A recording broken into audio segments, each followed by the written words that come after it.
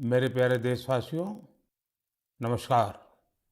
बीते सप्ताह हमने एक ऐसी उपलब्धि हासिल की जिसने हम सबको गर्व से भर दिया।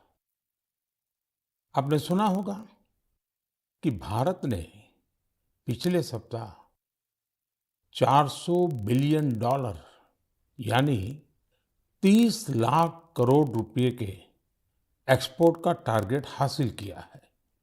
पहली बार सुनने में लगता है कि ये अर्थव्यवस्था से जुड़ी बात है, लेकिन ये अर्थव्यवस्था से भी ज्यादा भारत के सामर्थ्य, भारत के पोटेंशियल से जुड़ी बात है।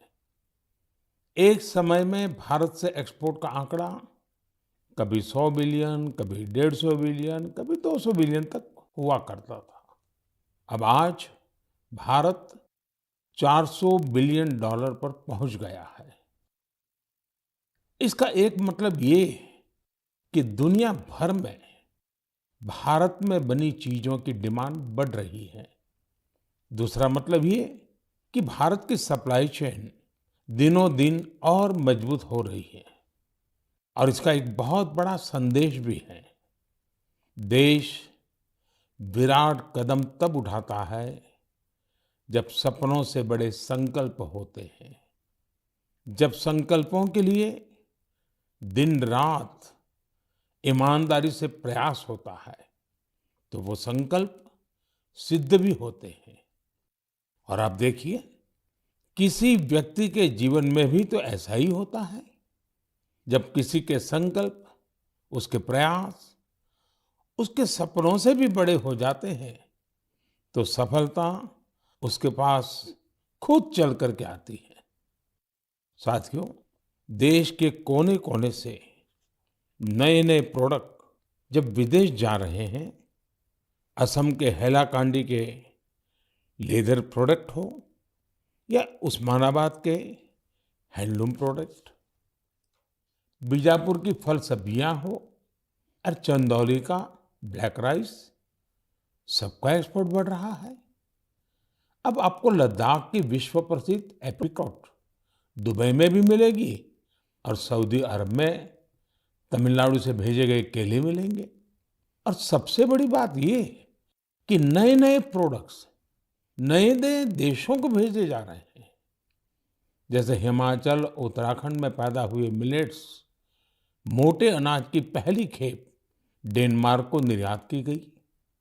आंध्र प्रदेश के कृष्णा और चित्तूर जिले के बंगनपल्ली और सुवर्णरेखा आम दक्षिण कोरिया को निर्यात किए गए। त्रिपुरा से ताजा कटहल हवाई रास्ते से लंदन निर्यात किए गए। और तो और, पहली बार नागालैंड की राजा मिर्च को लंदन भेजा गया।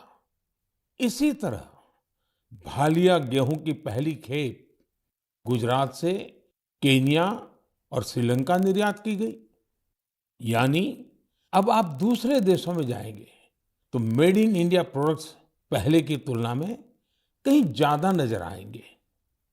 साथियों, यह लिस्ट बहुत लंबी है और जितनी लंबी ये लिस्ट है, उतनी ही बड़ी मेक इन इंडिया की ताकत है, उतना ही विराट भारत का सामर्थ्य है। और सामर्थ्य का आधार है हमारे किसान, हमारे कारीगर, हमारे बुनकर, हमारे इंजीनियर, हमारे लघु उद्यमी, हमारा एमएसएमई सेक्टर, ढेर सारे अलग अलग प्रोफेशन के लोग, ये सब इसकी सच्ची ताकत है। इनकी मेहनत से ही 400 बिलियन डॉलर के एक्सपोर्ट का लक्ष्य प्राप्त हो सका है। और मुझे खुशी है कि भारत के लोगों का इस सामर्थ्य अब दुनिया के कोने कोने में नए बाजारों में पहुंच रहा है। जब एक एक भारतवासी लोकल के लिए वोकल होता है, तब लोकल को ग्लोबल होते देर नहीं लगती है। आइए लोकल को ग्लोबल बनाएं और हमारे उत्पादों की प्रतिष्ठा को और बढ़ाएं। साथियों, मन की बात के श्रोताओं को ये जानकर भी अच्छा लगेगा कि घरेलू स्तर पर भी हमारे लघु उद्यमियों की सफलता हमें गर्व से भरने वाली है। आज हमारे लघु उद्यमी सरकारी खरीद में गवर्नमेंट ई मार्केट प्लेस यानी जेम के माध्यम से बड़ी भागीदारी निभा रहे हैं। टेक्नोलॉजी के माध्यम से बहुत ही ट्रांसपेरेंट व्यवस्था विकसित की गई है। पिछले 1 साल में जेम पोर्टल के जरिए सरकार ने 1 लाख करोड़ रुपए से ज्यादा की चीजें खरीदी हैं। देश के कोने-कोने से करीब करीब 1.25 लाख लघु उद्यमियों, छोटे दुकानदारों ने अपना सामान सरकार को सीधे बेचा है। एक जमाना था जब बड़ी कंपनियां ही सरकार को सामान बेच पाती थी, लेकिन अब देश बदल रहा है, पुरानी व्यवस्थाएं भी बदल रही है। अब छोटे से छोटा दुकानदार भी जेम पोर्टल पर सरकार को अपना सामान बेच सकता है। यही तो नया भारत है। ये न केवल बड़े सपने देखता है, बल्कि उस लक्ष्य तक पहुंचने का साहस भी दिखाता है जहां पहले कोई नहीं पहुंचा है। इसी साहस के दम पर हम सभी भारतीय मिलकर आत्मनिर्भर भारत का सपना भी जरूर पूरा करेंगे। मेरे प्यारे देशवासियों, हाल ही में हुए पद्म सम्मान समारोह में आपने बाबा शिवानंद जी को जरूर देखा होगा। 126 साल के बुजुर्ग की फुर्ती देखकर मेरी तरह हर कोई हैरान हो गया होगा।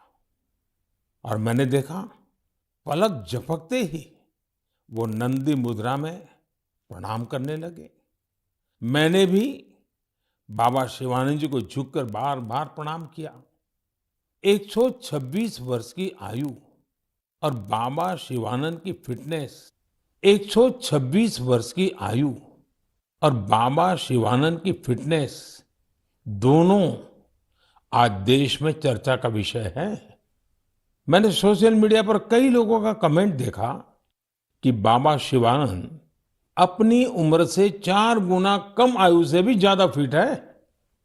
वाकई बाबा शिवानंद का जीवन हम सभी को प्रेरित करने वाला है। मैं उनकी दीर्घ आयु की कामना करता हूं। उनमें योग के प्रति एक पैशन है और वे बहुत हेल्दी लाइफस्टाइल जीते हैं। जीवेम शरदः शतम। हमारी संस्कृति में सबको 100 वर्ष के स्वस्थ जीवन की शुभकामनाएं दी जाती हैं। हम 7 अप्रैल को विश्व स्वास्थ्य दिवस मनाएंगे।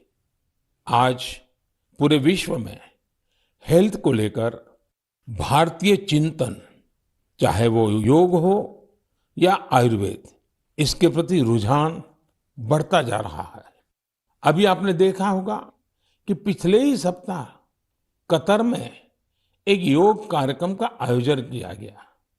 इसमें 114 देशों के नागरिकों ने हिस्सा लेकर एक नया वर्ल्ड रिकॉर्ड बना दिया। इसी तरह से आयुष इंडस्ट्री का बाजार भी लगातार बड़ा हो रहा है। 6 साल पहले आयुर्वेद से जुड़ी दवाइयों का बाजार 22,000 करोड़ रुपए के आसपास का था। आज आयुष मैन्युफैक्चरिंग इंडस्ट्री 1,40,000 करोड़ रुपए के आसपास पहुंच रही है। यानी इस क्षेत्र में संभावनाएं लगातार बढ़ रही हैं। स्टार्टअप वर्ल्ड में भी आयुष आकर्षण का विषय बनता जा रहा है। साथियों, हेल्थ सेक्टर के दूसरे स्टार्टअप्स पर तो मैं पहले भी कई बार बात कर चुका हूं, लेकिन इस बार आयुष स्टार्टअप्स पर आपसे विशेष तौर पर बात करूंगा। एक स्टार्टअप है कपिवा। इसके नाम में ही इसका मतलब छिपा है। इसमें क का मतलब है कफ, पी का मतलब है पित्त और वा का मतलब है वात। यह स्टार्टअप हमारी परंपराओं के मुताबिक हेल्दी ईटिंग हैबिट्स पर आधारित है। एक और स्टार्टअप निरोग स्ट्रीट भी है। आयुर्वेद हेल्थ केयर इकोसिस्टम में एक अनूठा कंसेप्ट है। इसका टेक्नोलॉजी ड्रिवन प्लेटफॉर्म दुनिया भर के आयुर्वेदा डॉक्टर्स को सीधे लोगों से जोड़ता है। 50,000 से अधिक प्रैक्टिशनर्स इससे जुड़े हुए हैं। इसी तरह आत्रे इनोवेशंस एक हेल्थ केयर टेक्नोलॉजी स्टार्टअप है जो होलिस्टिक वेलनेस के क्षेत्र में काम कर रहा है। इक्सोरियल ने न केवल अश्वगंधा के उपयोग को लेकर जागरूकता फैलाई है, बल्कि टॉप क्वालिटी प्रोडक्शन प्रोसेस पर भी बड़ी मात्रा में निवेश किया है। क्योरवेदा ने जड़ी बूटियों के आधुनिक शोध और पारंपरिक ज्ञान के संगम से होलिस्टिक लाइफ के लिए डाइटरी सप्लीमेंट्स का निर्माण किया है। साथियों, अभी तो मैंने कुछ ही नाम गिनाए हैं। ये लिस्ट बहुत लंबी है। ये भारत के युवा उद्यमियों और भारत में बन रही नई संभावनाओं का प्रतीक है। मेरा हेल्थ सेक्टर के स्टार्टअप्स और विशेषकर आयुष स्टार्टअप से एक आग्रह भी है। आप ऑनलाइन जो भी पोर्टल बनाते हैं, जो भी कंटेंट क्रिएट करते हैं, वो संयुक्त राष्ट्र द्वारा मान्यता प्राप्त सभी भाषाओं में भी बनाने का प्रयास करें। दुनिया में बहुत सारे ऐसे देश हैं जहां अंग्रेजी न इतनी बोली जाती है और ना ही इतनी समझी जाती है। ऐसे देशों को भी ध्यान में रखकर अपनी जानकारी का प्रचार प्रसार करें। मुझे विश्वास है भारत के आयुष स्टार्टअप्स बेहतर क्वालिटी के प्रोडक्ट्स के साथ जल्द ही दुनिया भर में छा जाएंगे। साथियों, स्वास्थ्य का सीधा संबंध स्वच्छता से भी जुड़ा है। मन की बात में हम हमेशा स्वच्छता के आग्रहियों के प्रयासों को जरूर बताते हैं। ऐसे ही एक स्वच्छाग्रही हैं चंद्रकिशोर पाटिल जी। ये महाराष्ट्र में नासिक में रहते हैं। चंद्रकिशोर जी का स्वच्छता को लेकर संकल्प बहुत गहरा है। वो गोदावरी नदी के पास खड़े रहते हैं और लोगों को लगातार नदी में कूड़ा कचरा न फेंकने के लिए प्रेरित करते हैं। उन्हें कोई ऐसा करता दिखता है तो तुरंत उसे मना करते हैं। इस काम में चंद्रकिशोर जी अपना काफी समय खर्च करते हैं। शाम तक उनके पास ऐसी चीजों का ढेर लग जाता है जो लोग नदी में फेंकने के लिए लाए होते हैं। चंद्रकिशोर जी का ये प्रयास जागरूकता भी बढ़ाता है और प्रेरणा भी देता है।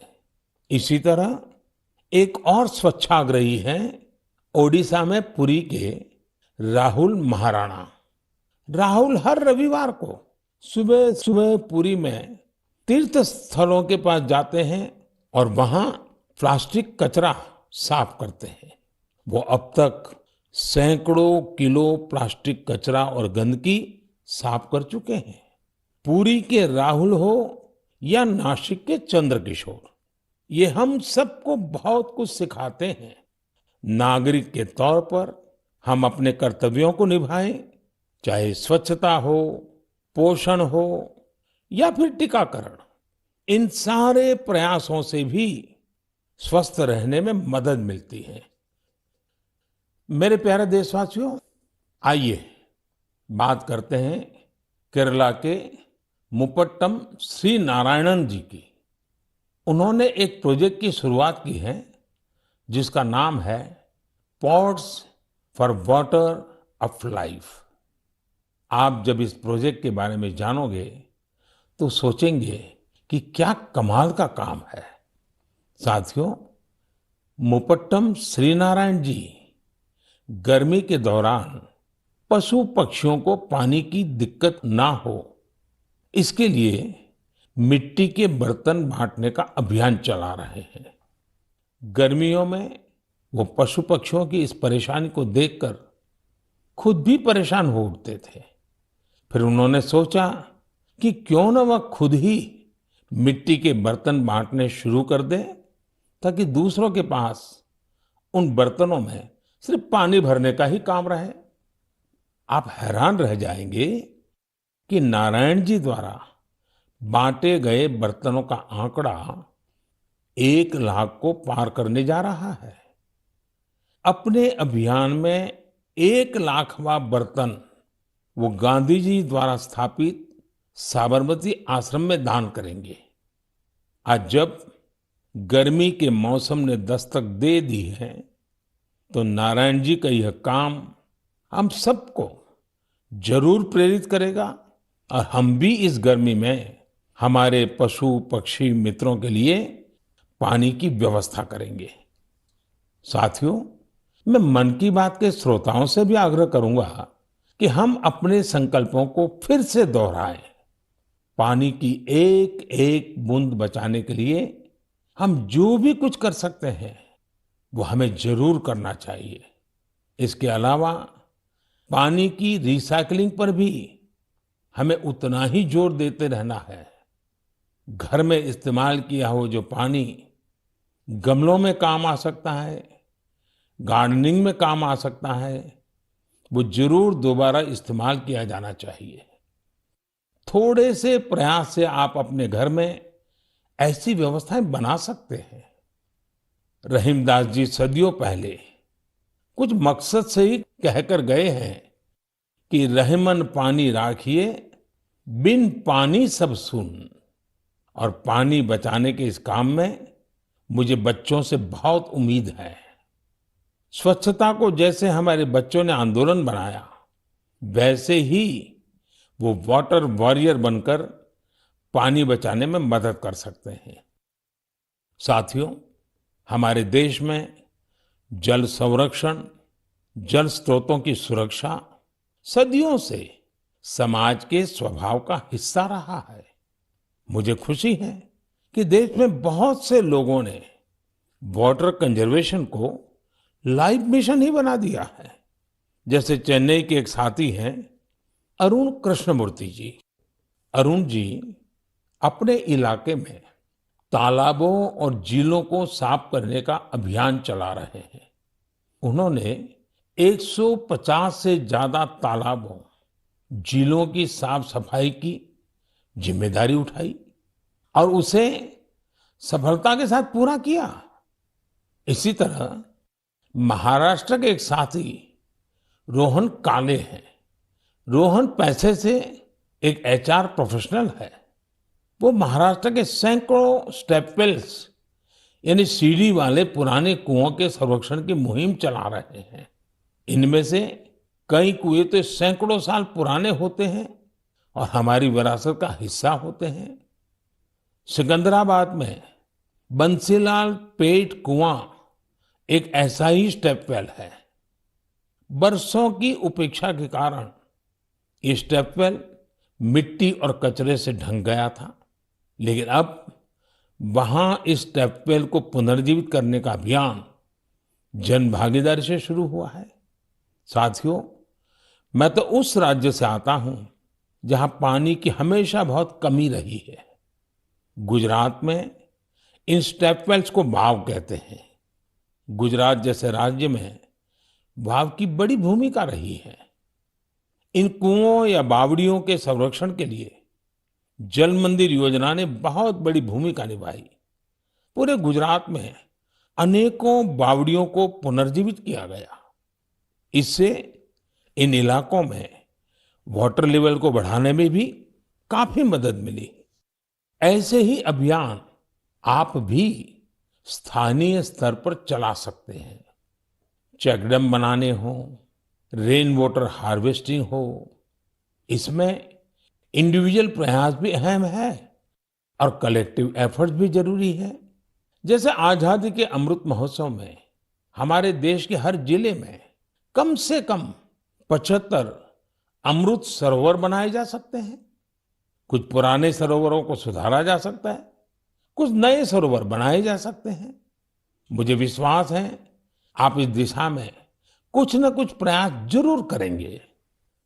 मेरे प्यारे देशवासियों, मन की बात उसकी एक खूबसूरती ये भी है कि मुझे आपके संदेश बहुत सी भाषाओं, बहुत सी बोलियों में मिलते हैं। कई लोग माईगोव पर ऑडियो मैसेज भी भेजते हैं। भारत की संस्कृति, हमारी भाषाओं, हमारी बोलियां, हमारे रहन-सहन, खान-पान का विस्तार, ये सारी विविधताएं हमारी बहुत बड़ी ताकत है। पूरब से पश्चिम तक, उत्तर से दक्षिण तक, भारत को यही विविधता एक करके रखती हैं, एक भारत श्रेष्ठ भारत बनाती हैं। इसमें भी हमारे ऐतिहासिक स्थलों और पौराणिक कथाओं दोनों का बहुत योगदान होता है। आप सोच रहे होंगे कि ये बात मैं अभी आपसे क्यों कर रहा हूं? इसकी वजह है माधवपुर मेला।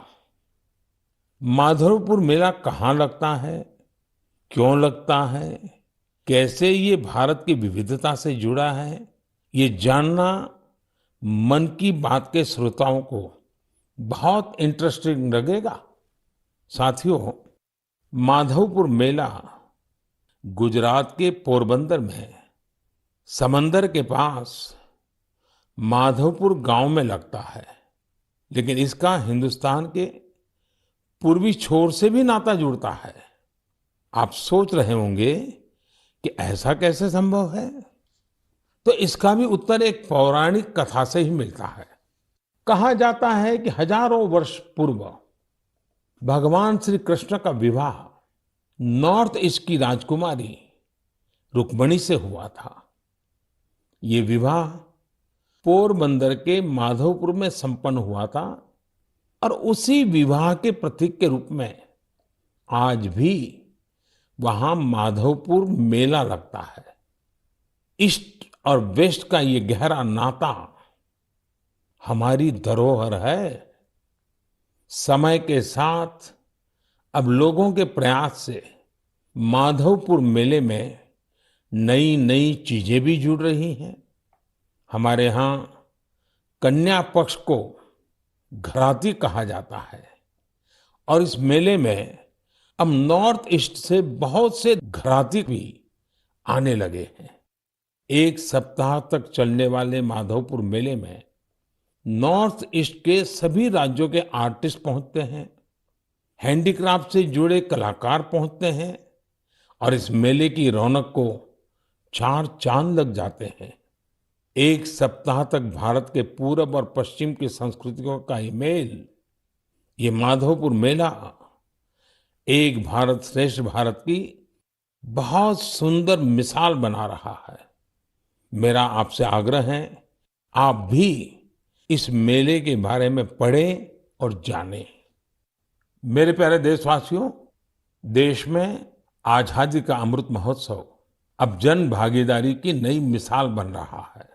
कुछ दिन पहले 23 मार्च को शहीद दिवस पर देश के अलग अलग कोने में अनेक समारोह हुए। देश ने अपनी आजादी के नायक नायिकाओं को याद किया, श्रद्धापूर्वक याद किया। इसी दिन मुझे कोलकाता के विक्टोरिया मेमोरियल में विप्लवी भारत गैलरी के लोकार्पण का भी अवसर मिला।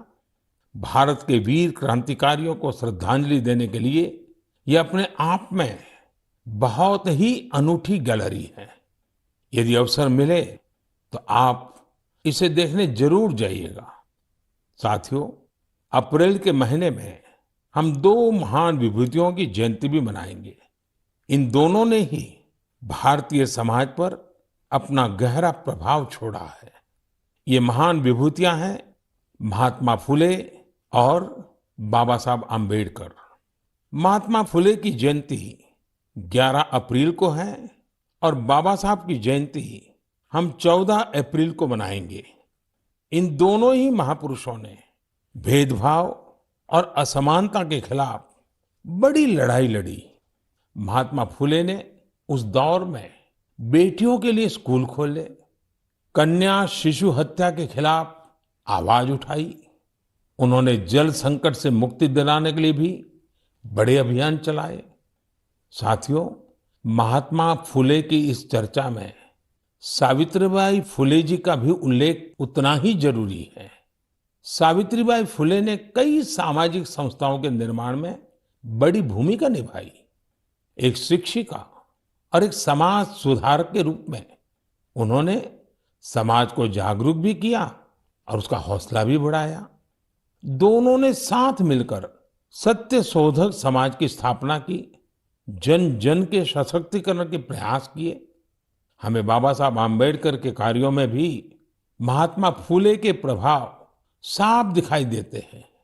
वो कहते भी थे कि किसी भी समाज के विकास का आकलन उस समाज में महिलाओं की स्थिति को देखकर किया जा सकता है। महात्मा फुले, सावित्रीबाई फुले, बाबा साहब आम्बेडकर के जीवन से प्रेरणा लेते हुए मैं सभी माता, पिता और अभिभावकों से अनुरोध करता हूं कि वे बेटियों को जरूर पढ़ाएं। बेटियों का स्कूल में दाखिला बढ़ाने के लिए कुछ दिन पहले ही कन्या शिक्षा प्रवेश उत्सव भी शुरू किया गया है। जिन बेटियों की पढ़ाई किसी वजह से छूट गई है, उन्हें दोबारा स्कूल लाने पर फोकस किया जा रहा है। साथियों, ये हम सभी के लिए सौभाग्य की बात है कि हमें बाबा साहब से जुड़े पंच तीर्थ के लिए कार्य करने का भी अवसर मिला है। उनका जन्मस्थान महू हो, मुंबई में चैत्य भूमि हो, लंदन का उनका घर हो, नागपुर की दीक्षा भूमि हो या दिल्ली में बाबा साहब का महापरिनिर्वाण स्थल, मुझे सभी जगहों पर, सभी तीर्थों पर जाने का सौभाग्य मिला है। मैं मन की बात के श्रोताओं से आग्रह करूंगा कि वे महात्मा फुले, सावित्रीबाई फुले और बाबा साहब आम्बेडकर से जुड़ी जगहों के दर्शन करने जरूर जाएं। आपको वहां बहुत कुछ सीखने को मिलेगा। मेरे प्यारे देशवासियों, मन की बात में इस बार भी हमने अनेक विषयों पर बात की। अगले महीने बहुत से पर्व त्योहार आ रहे हैं। कुछ ही दिन बाद ही नवरात्र है। नवरात्र में हम व्रत, उपवास, शक्ति की साधना करते हैं, शक्ति की पूजा करते हैं। यानी हमारी परंपराएं हमें उल्लास भी सिखाती हैं और संयम भी। संयम और तप भी हमारे लिए पर्व ही है। इसलिए नवरात्र हमेशा से हम सभी के लिए बहुत विशेष रही है। नवरात्र के पहले ही दिन गुड़ी पड़वा का पर्व भी है। अप्रैल में ही ईस्टर भी आता है और रमजान के पवित्र दिन भी शुरू हो रहे हैं। हम सबको साथ लेकर अपने पर्व मनाएं, भारत की विविधता को सशक्त करें, सबकी यही कामना है। इस बार मन की बात में इतना ही। अगले महीने आपसे नए विषयों के साथ फिर मुलाकात होगी। बहुत बहुत धन्यवाद।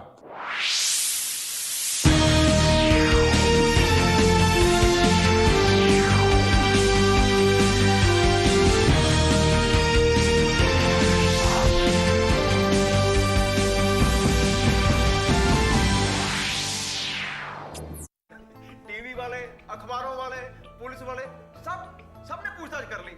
वकील साहब, सिर्फ आपकी कसर बाकी थी। आप भी पूछताछ कर लो। अगर तुम्हें बैरिस्टर रॉय से बदला लेना है तो तुम्हें उसे ये साबित करना होगा, ये दिखाना होगा कि सबूत भी गलत हो सकते हैं। कहूँगा मिठाई, लेकिन केस सॉल्व हो जाने के बाद।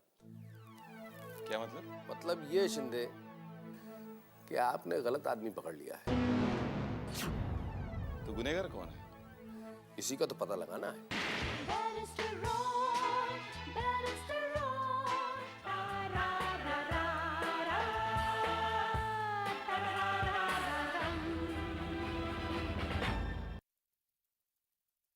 मुझे अपने काम। दूरदर्शन नेशनल पर सोमवार से शुक्रवार रात 9 बजे आप देखते हैं धारावाहिक बालकृष्ण। कभी छूट जाए आपका कोई एपिसोड तो बिल्कुल न कीजिए फिक्र। मेरा काम मेरे समक्ष आ ही गया। देखिए बालकृष्ण के पूरे हफ्ते के एपिसोड्स बैक टू बैक हर रविवार शाम 8:30 बजे से सिर्फ दूरदर्शन नेशनल पर।